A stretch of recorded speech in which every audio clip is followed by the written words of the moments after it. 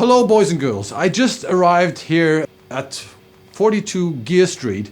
I arrived exactly 1 beer ago, and I was sitting outside when this guy showed up, and and told me to follow him because he wanted to show me some cool shit, right?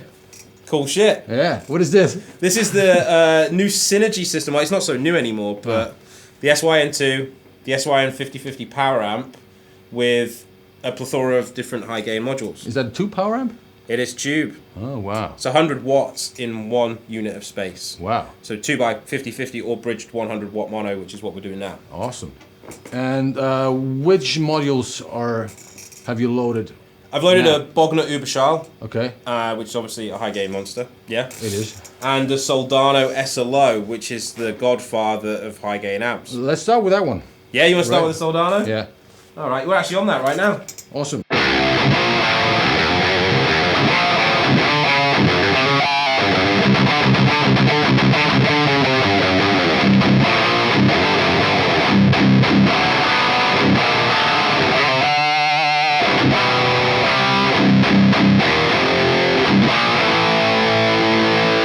Yeah, it has that high-end rattle that I don't like about Soldanos in 5150, so it really sounds like interesting. That. You don't like 5150s either? I'm known for the only guy in metal not liking the 5150 that much. It's an iconic amp, of course, but I don't know. The high-end always sounds a little transistor-esque to me. I know what you're saying. Yeah, it's that real top-end, like 12K, like there's like air. It's a great amp still. But it just, it really sounds like that. It really sounds like a Soldano.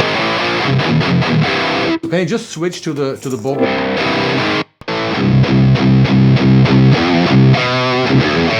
I like that low end.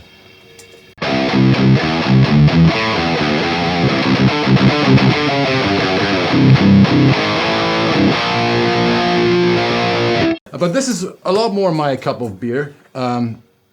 This reminds me more of a rectifier, like really solid low end, little scoop.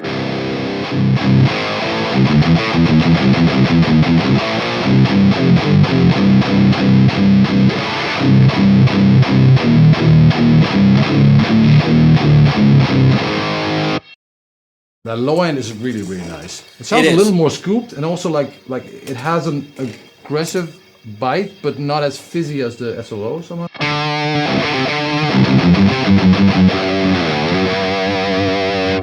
I have to say, I'm listening on this, I think, pretty good sounding monitor speaker right now. I'm not in my studio, as you can tell, so I'm trying to imagine what it would sound like through an actual cab, you know what I mean, or studio monitors. Yeah, but it's quite impressive because those 2 modules really sound different. I mean, the thing is that the power amp stays the same, right? Or is there any switching going on? No, it's literally the same power amp, but I think that the preamps react slightly differently depending on what the preamp's doing. Okay. So it almost adapts to the power amp slightly. I'm not too sure on what it does. Okay. But from what I understand, there is a little bit of editing, let's say, between what happens with the preamp and what happens with the power amp when the preamp's in there. But I see the original Bogner logo and the Soldano logo, right? So yeah. Those are official module. They're actually designed by the amp manufacturers. Okay. So that's why the whole idea of synergy. Okay. Is that all amp manufacturers come together and create an amazing system. It surprised me that they all joined. I mean, that's fantastic, but it's it's unique for sure, isn't it? I mean, you've got Dietzel here, Engel, Fryatt, obviously Stephen Fryatt, VHT. Yeah. Awesome. There's also a bunch directly from Synergy that are custom modules, let's say, and there's a load more as well, and there's more coming. But this is based on the old Randall or Egnator or something? Yes, it was Egnator, Bruce Egnator, yeah. System. Yeah. So that's the same system still, or updated version or something? I think that it's the same tech, it's just been done in a slightly different way, modified. I know that, for example, the power amp was designed by Stephen Fryatt. Ah, all right. Yeah. And I would like to try that one because I remember, I don't know how close that is, but I remember to really enjoy playing the VHT Pitbull, something like 75 years ago when I was young. And look what we have here. Awesome, because that was really merciless sounding, very dry sounding. It's funny, I had a conversation with Stephen Fryatt and he actually asked me to explain what dry meant. He didn't know. Okay. And I think the best way to say it is that every single mistake you make is completely audible. Yeah, exactly. Yeah. That's why I never bought it. I actually had a Pitbull up until recently, and I sold it to get the Sig X. Do you remember that amp? Yeah. I've never played that one, but yeah. It's also very unforgiving. Okay. So I'm not going to play now, because, yeah. So, obviously we've got 2 channels here, a shared EQ, and we've even got... So there's 2 channels in one module? Yes. Aha. Some of them have, multiple EQ sections, so you can actually have different EQs. Some are Okay. shared, so the Soldano one is shared. I'm sorry for asking those stupid questions. I really just stumbled into that guy, and I wasn't expecting this, but this is cool. And is this only a rack system? Stupid question again, or No. is there also like a They do heads. Okay. Yeah, they do heads as well. They also do combos. Mm-hmm. And obviously, I know combos. We're metal. We don't do combos. Come on. So I'm just going to put all the controls to noon. I'm going to take Okay. the EQ out. Uh-huh. And we've obviously got the shift knob as well, which is obviously... Am I playing a boost? Yeah, I am, right? yeah, so it's also going through a compulsive drive on the Line 6 Helix with a gate. Okay. Just And we've been playing that one the whole time, right? Yes. Okay. Yeah. So the reason for that is, we're metal. We boost every amp anyway, don't we? Of course.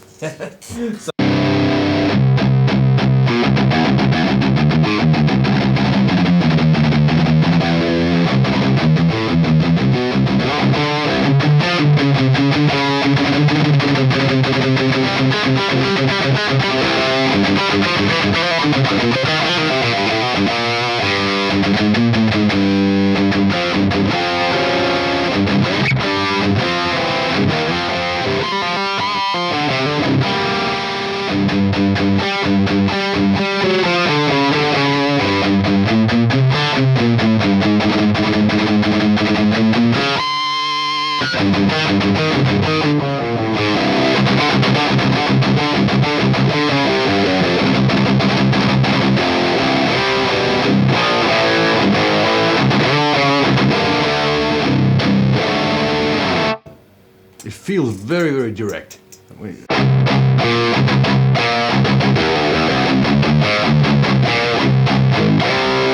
Tight. It's and so tight. And it's not overly distorted, right? It's at least the low end is not that compressed. I mean, it felt better to play the Bogner, but this is nice, and it's nice to have all those options there. And the VHT, as I say, like when you play chords, it sounds like you've got loads of gain, and then you go to single note stuff, and it's really unforgiving. That's that's the thing with Riot stuff. It's like it's so dry and but it sounds so good in a mix because it's not overly distorted. I was actually looking for a used Pitbull and couldn't find one in Germany.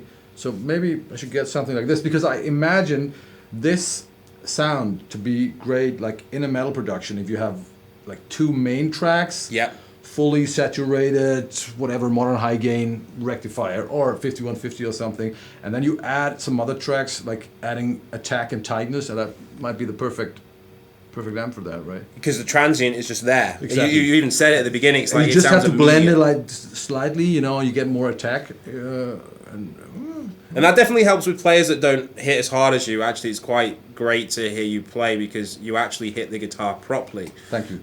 With unlike a lot of people. I can hit a lot of things, but yeah. But no, like that will definitely, like guitar players that maybe don't hit as hard because it's so transient and so immediate. I think that actually would help a lot of guitar players out, Yeah, but it's also like unforgiving. So it's that's what I remember playing it back then in a store, like through a 4x12. It was really like you felt like every movement, every little detail. Everything, yeah. But not in a compressed way. It's really bizarre. Nothing else sounds like that amp. Yeah. Nothing. Yeah. I should try that one. And is he still making the Pitbull? No. I don't know if I'm meant to say this, but he's actually remaking the Ultra Lead, and Stefan will tell me if I'm not allowed to say that or not. But apparently he's making a 4-channel Ultra Lead. Yeah. Which will be wicked. And I just sold my Pitbull about 2 weeks ago. Yeah. But this sounds very Pitbull-ish. So I assume the magic is in the preamp, or because some amps like the rectifier. Yep. A lot of what makes the rectifier sound like a rectifier happens in in the power amp, at least in Exactly. the modern channel, where it sounds wide open. I think there's no negative feedback or something like that. Yeah. But this sounds like the VHT tone, the Fryette, the Pitbull tone is in the distortion of the preamp. I think a lot of amps, like obviously this system, when it comes to amps like that, when it's all the preamps, such as the Friedman stuff, where it's a linear power amp, it's really quite simple for it to work in a system like this. But obviously stuff like the rectifier with the power amp playing such a huge role, and even with the rack mount Mesa stuff, you know that when you switch to modern mode, it turns the power amp to deep as well. The 290 and stuff like that. So. I'm quite interested to see that if Synergy do something like a rectifier, how it's going to work. Yeah, because then if they do that, so there is no rectifier yet. That's what I'm. There's no rectifier, no Mesa stuff. Okay, no. So if they do that, and I think they need to change something in the power amp as well. That's gonna be interesting. Yeah. Because I'm a rectifier. I'm in love with rectifier. I love rectifiers too. I just did a video just comparing like my old Rev Ev with my Road King 2. Very interesting how different they actually sounded. Yep. And so far, I haven't been in love with any of the copies, so I'm sure they're going to come up with some kind of rectifier sooner or later. I mean, Stephen Fryette is one of the designers behind this, and he's a genius, and there's Friedman as well. I'm pretty certain that if they do something like that, it will be great. Yeah. And which are the other brands? Like only High Gain. We don't care about. So we've got modules from Engel, a Savage and a Powerball. Oh, nice. Dietzel. We have the VH4. Savage, very nice. Powerball. I think it depends on what kind of metal as well, because I've heard some bands play with a Fireball and it sounded devastating. But I also prefer the Savage, the original 120. Yeah, it was so angry sounding. Yeah. Dietzel VH4, and that's an iconic amp for a lot of people. I mean, it immediately brings me to Tool, and that sound. There are some more high gain ones, obviously Soldano, Bogner. Fryette has also got the Deliverance module, which is a little bit different than the Pitbull. Anything from Marshall? No. They don't want to. Okay. No, Marshall don't need anyone. No. No, do they? So they're selling refrigerators, right? And headphones. They don't need you. They don't need anyone. Oh, fuck. Can somebody cut that out now? I love Marshall. Yeah, I mean, I love Marshall too. The anniversary head is the one for me. The 6100. I haven't checked that one out. The anniversary, but that's not the Slash thing. No. It was the one that had. It was the first MIDI controllable Marshall. It had 3 channels in it. And it was. I think it was the 35th anniversary. I want to say, or was it 50th? Well, that was like 20 years ago. Yeah, it was 90s. Yeah. No, so that was before DSL and TSL. Yep. Right? Yeah, and because I like those. Those are my favorites.